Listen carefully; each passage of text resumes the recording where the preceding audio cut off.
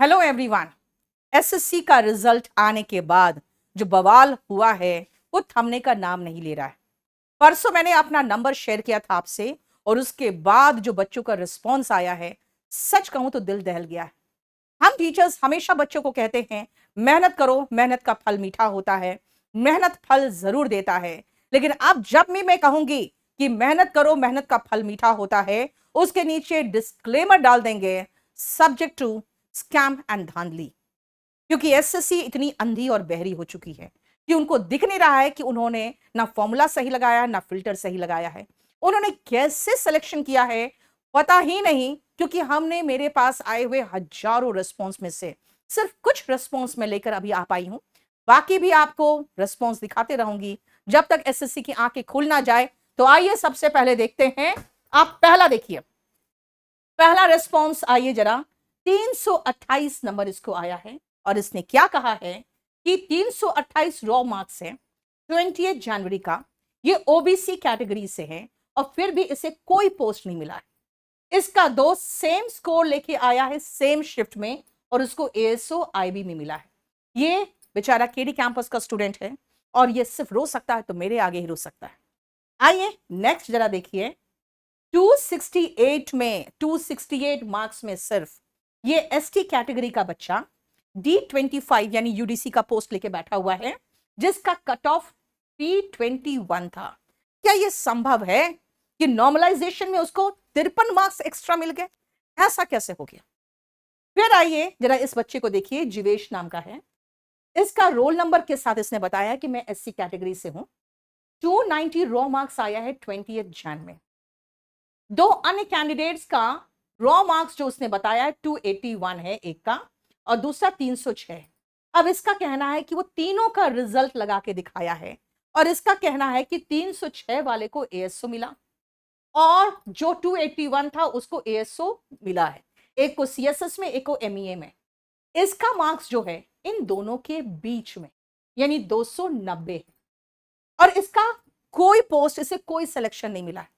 या 290, 306 और 281 के बीच में नहीं आता? ये एसएससी ही बताएगी, क्योंकि वो कौन सा नया नंबर सिस्टम पे काम कर रही है हमें नहीं पता। ये इस बच्चे को भी समझ में नहीं आ रहा है। इसका कहना है इस हिसाब से मैम मुझे भी कोई पोस्ट मिलनी चाहिए थी। ये बेचारा कोई भी पोस्ट की उम्मीद लगाए बैठा है, जबकि उसका देखा जाए तो उसको 281 के ऊपर ही अच्छा पोस्ट मिलना चाहिए था। जो एएसओ इन सीएसएस है, जो बहुत ही कवेटेड पोस्ट है, बहुत बच्चे इसको पसंद करते हैं। इसका थर्ड अटेम्प्ट था। ये कह रहा है मुझे समझ में नहीं आ रहा है, क्या करूं? ताबड़तोड़ केस करो। सब लोग अपना अपना केस करो, क्योंकि मैं भी केस करूंगी। मैं तो पूरा कंप्लीट रिफॉर्म पे केस करूंगी। और मैं बता दूं आपको कि 2024 में प्री में जो केस हुआ था उसमें सारे टीचर्स ने कंट्रीब्यूट किया था, सब लगभग। मैंने खुद अच्छा से बढ़ चढ़ के कंट्रीब्यूशन किया था। लेकिन उसके बाद जब बहुत सारे बच्चों का रिस्पॉन्स आया जिनको बाद में इंक्लूड करना था, आपको मैं बता देती हूं बहुत ही कम बच्चे इंक्लूडेड हो पाए, क्योंकि एक दिन में 5000 ऐसे एफिडेविट्स। आपको पता होना चाहिए कि जब कोर्ट में कोई भी केस जाता है ना, तो उसके पहले फाइलिंग काउंटर में सब कुछ चेक होता है, ताकि जज के सामने किरकिरी वकील की भी ना हो और वहां के स्टाफ की भी ना हो, क्योंकि जज साहब ये सब चेक नहीं करेंगे।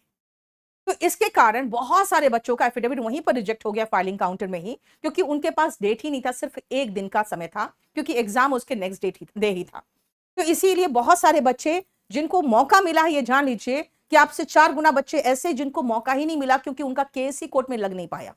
तो मैं मानती हूं कि आप जो सब टीचर्स के भरोसे ही बैठे रहते हो, हालांकि हम भी आपके गार्जियन की तरह, आप हम पर भरोसा कर सकते हो और हम आपका पूरा का पूरा सपोर्ट करेंगे।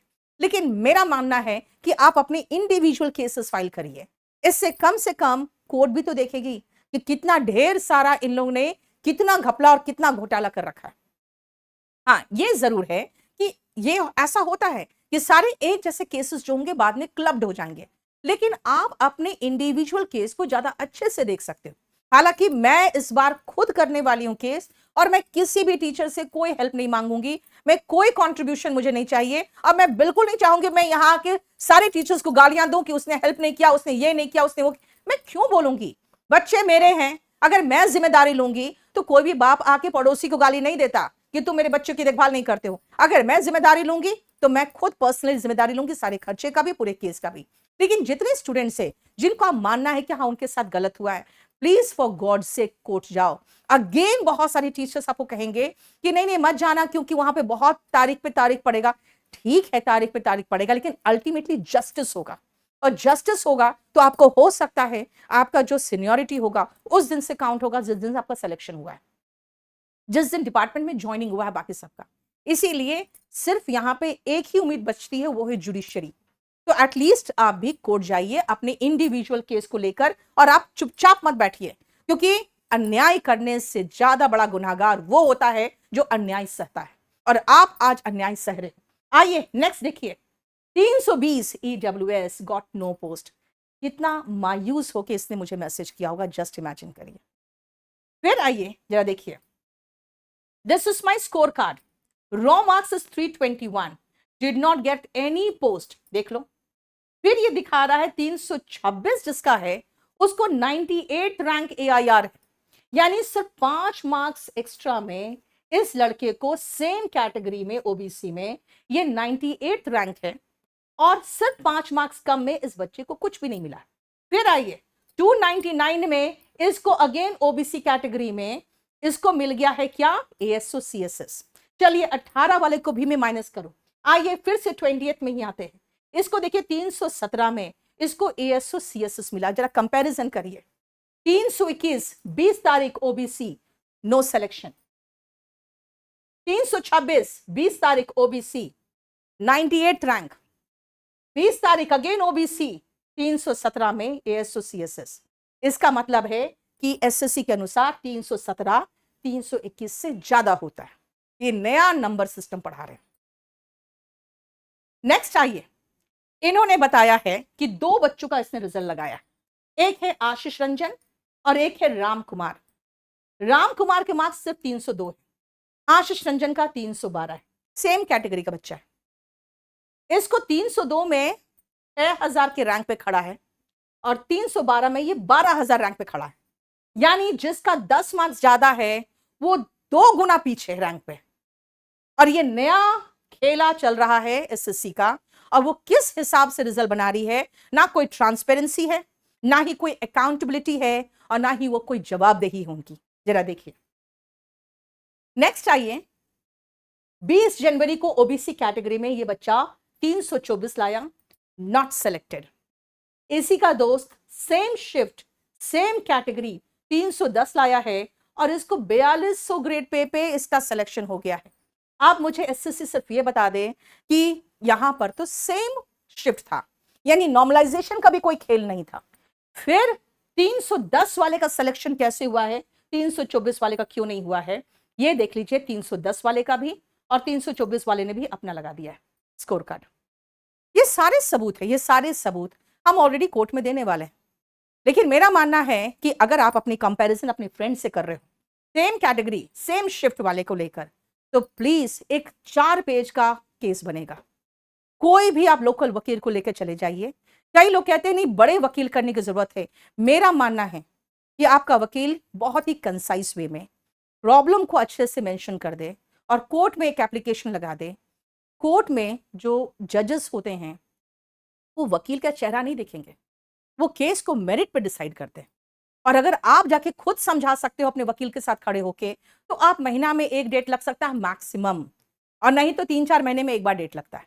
और मुझे लगता है ये 2 डेट में ही डिसाइड होने वाले केसेस है। आप जाइए, एक्सप्लेन करिए कि आपके साथ इनजस्टिस कैसे हुआ। और मैं मानती हूं अगर आप हजारों की संख्या में अगर केस करेंगे SSC के खिलाफ, तो SSC को समझ में आएगा कि भाई इधर दौड़े कि उधर दौड़े, और हर कोर्ट में वो डांट खाएगी। ये बिल्कुल लिख के रख लो, क्योंकि इतने गंदे तरीके से ये ग्रुप बी की नौकरी दे रहे हैं यार, समझो। IAS PCS के बाद सीधा ये CGL आता है। अगर इस नौकरी में ऐसी धांधली होगी तो फिर आदमी कहां जाएगा, बच्चा कहां जाएगा। जो बच्चे यहाँ पे एक सरकारी नौकरी की उम्मीद लगाते हैं तो वो कहां जाएंगे। हर बच्चा IAS PCS तो नहीं बन सकता, एंड सेकेंडली उसमें भी तो वैकेंसीज बहुत कम है। तो बाकी ग्रुप बी की नौकरी के लिए लाखों कैंडिडेट्स होते हैं। तो मेरा मानना है जितने भी बच्चे मान रहे हैं कि इस तरह से उनके साथ धांधली हुआ है, वो जरूर जाए। अब आइए जरा देखिए, इसमें ये मेरा है 320, ठीक है, और उन्होंने फिर 311 वाले का रिजल्ट लगा दिया है, और 318 वाला का भी रिजल्ट लगा दिया है। 318 311 ये भी OBC है, ये भी OBC है, ये भी OBC है। और ये जरा देखो 320 का नहीं हुआ है, 311 का भी रिजल्ट है, 318 वाले का भी रिजल्ट है। ये कैसे हुआ है, ये समझ के बाहर है। Ma'am I have cross verified all roll numbers. इसका कहना है कि जो दूसरे कैंडिडेट्स थे उनको सेम स्कोर पे जीएसटी मिला है और इन्होंने 3 कैंडिडेट्स का अटैच किया है। इनका कहना है कि कैसे होगा, 259 वाला पीए बन गया है, पोस्टल असिस्टेंट में उसका हो गया है 259 वाले का, 283 not selected, 272 again tax assistant बन गया है।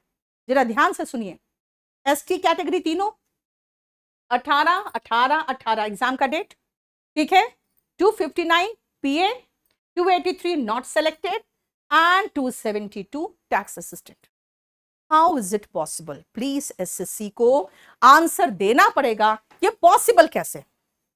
नेक्स्ट आइए जरा देखिए, बच्चे का कहना है कि मैम सेशन 1 में 180 टोटल मार्क्स में 187, ये कैसा नॉर्मलाइजेशन। इस नॉर्मलाइजेशन का ये जो घपला चलता है ना, इसके खिलाफ मैं 2017 से थी। 2017 में जो प्रोटेस्ट चल रहा था, वहां पे एक राजू नाम का लड़का था जो लीड कर रहा था, और मैंने उसको बार बार समझाया था कि नॉर्मलाइजेशन का डिमांड मत करो, ये बहुत घपला करेगा। इनफैक्ट मेरा एक बच्चे का 200 इंग्लिश में, आपको पता है 200 मार्क्स के इंग्लिश होते थे, 200 में 205 था। मेरे स्टाफ ने कहा मैम लगा दीजिए, मैंने कहा मुझे शर्म आ रही है लगाने में, 200 में 205 कैसे कोई ला सकता है। तो यही तो नॉर्मलाइजेशन का खेला है, ये आपको मैक्सिमम मार्क्स के भी ऊपर मार्क्स दे सकता है। तो ये नॉर्मलाइजेशन के खिलाफ में 2017 से थी, जिस समय ये ऑनलाइन एग्जाम शुरू हुआ उसी समय से मैं नॉर्मलाइजेशन के खिलाफ थी। पहली बार जब नॉर्मलाइजेशन के पक्ष में कुछ टीचर्स और बच्चे खड़े हुए थे, मैंने उनको उसी समय कहा था इसका बहुत बड़ा दुष्परिणाम होगा, वो तुम्हें भुगतने पड़ेंगे, और वो आज बच्चे भुगत रहे। और आप देख रहे हो बीपीएससी में किस तरह के प्रोटेस्ट चल रहे हैं। सच कहूं तो मुझे बहुत दुख हो रहा है, क्योंकि मैसेजेस जो मेरे मोबाइल पे आ रहे हैं वो हजारों की संख्या में आ रहे हैं, और इतने सभी बच्चों का क्वेरी लेना और उनको समझाना ये पॉसिबल नहीं हो पा रहा है। जरा एक चीज देखो, इस बच्चे का जो ये मैसेज है, इसका कहना है कि पड़ोस के एक भैया का 320 में सीएसएस मिल गया है, इसकी बहन का 330 मार्क्स है, और वो इतनी फ्रस्ट्रेट हो चुकी है कि वो क्या करना चाह रही है। देखिए, मेरा कहना है कि मेहनत का फल मीठा होता है, मैंने आपको सिखाया था, लेकिन सब्र का फल और मीठा होता है। सब्र करो, थोड़ा सा सब्र करो। आपको फ्रस्ट्रेशन हो रहा है, मैं मान रही हूं, आपके साथ गलत हुआ ये भी मैं मान रही हूं। थोड़ा सा सब्र रखो, अपने पर भी भरोसा रखो और हम पर थोड़ा सा भरोसा रखो। हम बहुत जल्दी ही इन सब मामलों को लेकर कोर्ट जा रहे हैं, लेकिन आपसे एक रिक्वेस्ट जरूर है कि अगर आपको लगता है कि आपके साथ गलत हुआ है, मैं सभी बच्चों को ये कहना चाहूंगी, जितने भी एसएससी सीजीएल 2024 के कैंडिडेट्स ऐसे हैं जिनको लग रहा है उनके साथ गलत हुआ है, प्लीज 4 पेज का एप्लीकेशन बनाना है, एक लोकल वकील करना है और आपको इसको लेकर कोर्ट जाना है। हालांकि दिल्ली में मैं बता दूं, हमारा यहाँ पे कैट में लगता है ये केस, तो जरूरी नहीं है कि आप बहुत महंगा वकील करो, कोई भी नॉर्मल वकील करके आप पूरा उनको केस समझा दो। वहां पे जो टाइपिस्ट बैठते हैं ना, वो भी बहुत अच्छा केस ड्राफ्ट कर लेते हैं। आपका अपना जो केस है वो आपसे बेहतर कोई नहीं समझ सकता। याद रखना, आपका जो दर्द है ना, आपका वकील नहीं समझता। आपका वकील सिर्फ आपका दर्द कोर्ट में बयां कर सकता है। तो आप अपने किसी भी लोकल वकील को करिए, वहां पर जाके ड्राफ्टिंग करवा लीजिए और इस केस को लगा दीजिए। हो सकता है सारे केसेस क्लब्ड हो जाए बाद में, लेकिन अपने अपने केसेस को खुद देखो। और मैं पूरा कंप्लीट रिफॉर्मेशन को लेकर, साथ में 2024 में जो प्रॉब्लम्स आए हैं उनको लेकर मैं खुद कोर्ट जाने वाली हूं। बच्चों, हिम्मत रखो। हिम्मत और सब्र, ये 2 चीजें हैं जो आपको जिंदगी भर रखना पड़ेगा। आज के जो कर्मों का फल है वो तुरंत नहीं मिलता, और वो जरूर मिलता है। इसलिए अगर आज आप मेहनत कर रहे हो, इसका फल आपको मिलेगा, जरूर मिलेगा। मेरे पर विश्वास रखो। हो सकता है अगले साल या उसके नेक्स्ट ईयर आप कहोगे कि मैम आपने जो कहा था बिल्कुल सही कहा था, और जो कठिन समय है हम सब मिलकर एक साथ काट लेंगे। मैं हमेशा आपके साथ हूं, ट्रस्ट मी, दिल से आपके साथ हूं और सालों से आपके साथ हूं। 2014 में रिफॉर्मेशन की बहुत जरूरत थी। उस समय बच्चों को मैंने कंप्लीटली हेल्प किया था और वो लोग अपने लिए पॉजिटिव रिजल्ट लेके कोर्ट से आए थे। 2016 में भी जब पेपर आउट हुआ, मैंने बच्चों का पूरा भरपूर साथ दिया और उसके बाद ऑनलाइन का आगाज हुआ। लेकिन 2017 में मैं नॉर्मलाइजेशन की अकेली टीचर थी, जो आंदोलन में अकेली टीचर ने राजू को और पूरे टीचर्स के जितने ग्रुप वहां थे सबको कहा था नॉर्मलाइजेशन नहीं होना चाहिए। लेकिन जिनके भी डिफिकल्ट शिफ्ट्स होते थे वो नॉर्मलाइजेशन के पक्ष में थे, और नॉर्मलाइजेशन आ गया, आप उसका परिणाम आज भुगत रहे हो। मैं आपको वादा करती हूं कि मुझे किसी से कोई हेल्प नहीं चाहिए, चाहे वो कंट्रीब्यूशन हो पैसे में या कोर्ट में हो। मैं अकेले सक्षम हूं, पूरे कंप्लीट आंदोलन को मैं लेके आगे बढ़ूंगी।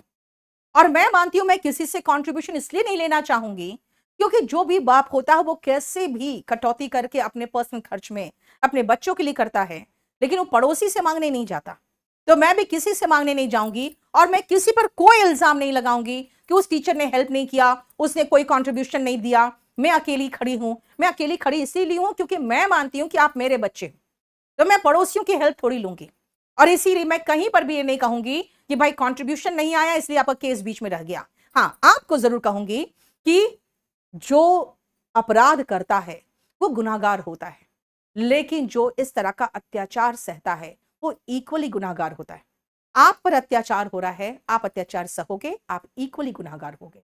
आप अपने केस को खुद भी हैंडल करो। बाकी रिफॉर्मेशन और पूरा कंप्लीट 2024 सीजीएल से रिलेटेड जितने भी मुद्दे हैं वो मैं कोर्ट में उठाऊंगी। आप प्लीज, अगर आपको लगता है कि आपके पास और कुछ इंफॉर्मेशन है तो आप इसमें व्हाट्सएप कर देना। ये हम लोग लगातार देख रहे हैं क्योंकि हमें सबूत चाहिए, और सबूत आपसे ही तो चाहिए। इसलिए इस नंबर पे आप कंप्लीटली पूरे सबूत के साथ व्हाट्सएप करोगे। याद रखिएगा, अगर किसी से कंपैरिजन कर रहे हो अपने रिजल्ट का तो आप उसका भी कंप्लीट डिटेल भेजिएगा।